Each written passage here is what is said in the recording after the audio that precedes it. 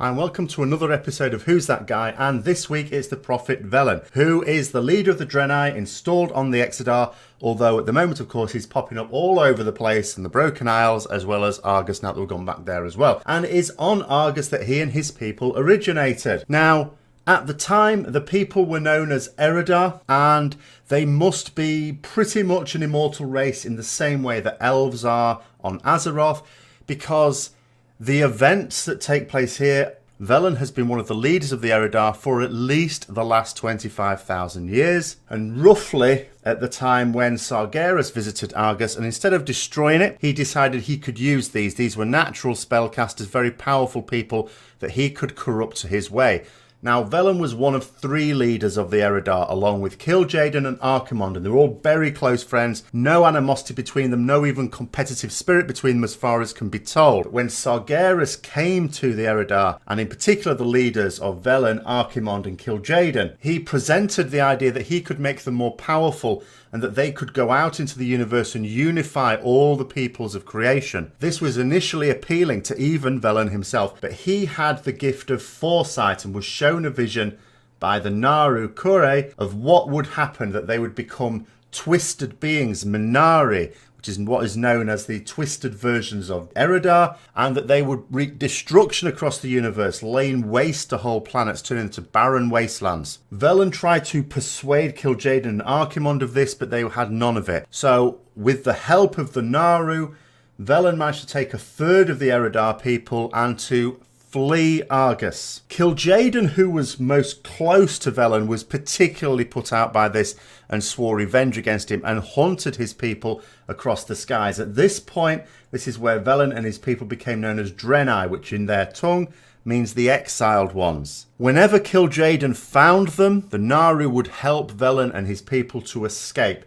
Eventually they came to the Orc homeworld, which they named Draenei, and they managed to set up a cordial relationship with the Orcs native to Draenei. The ship that they landed on can still be seen in Nagrand, and it is known by the Orcs as Oshugun, which means mountain of spirits for them. Velen eventually became good friends with Durotan, Thrall's father, as well as Orgrim, who in later time would take control of the Doomhammer, and Orgrim of course would then pass it on to Thrall. But when Kil'jaeden found them there, instead of an all-out assault, he came across a more subtle and cunning plan, which was to corrupt the Orcs in order to fight against the Draenei, and this they did. And even Durotan, who, although he wouldn't allow Velen to be killed when they captured him, nonetheless acted against the Draenei, was believing that they were up to something that was not in the Orcs' best interest. And again, we had a situation where Velen's beautiful Karabor temple was defiled by Gul'dan's Orcs, and it became the Black Temple, and then eventually that was taken over by the Pit Lord Magtheridon, and then after that Illidan kicked him out and Illidan took it over. Eventually they realised they would have to escape Draenei. So what they did is they went to Netherstorm, where they took over one of the ships around Tempest Keep, known as the Exodar, and managed to flee. Unfortunately, the Blood Elves had got wind of this at this time and knocked out the main engines, so all that happened was an out-of-control Exodar ended up crashing into Azeroth, and there we had the events of TBC. Although Velen played some roles in TBC, there was a prophecy that foresaw the rise of Lady Liadrin and joining the forces of the light.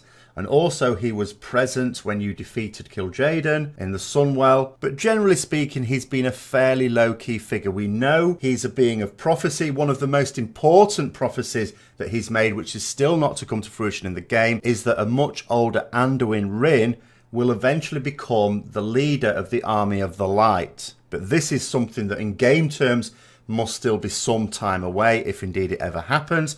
So far in the game, there's been nothing to suggest that prophecies don't come true, however. But in Legion, he's played a much larger part. First of all, we were introduced to the idea that he had a son who was corrupted and changed into a Minari as well. And we, of course, killed his son in the events in the Exodar. He's also played an integral part in us beating back the Legion from his adopted homeworld of Azeroth, but this was the crucial point where he really stepped up. Technically speaking, the final avatar would be the last boss of the Tomb of Sargeras. All we wanted to do, all Khadgar wanted to do, was to seal up the portal and shut out the Burning Legion. This is the point at which Velen says, no, all we're doing is putting off another war for another day. We're now going to go on the attack.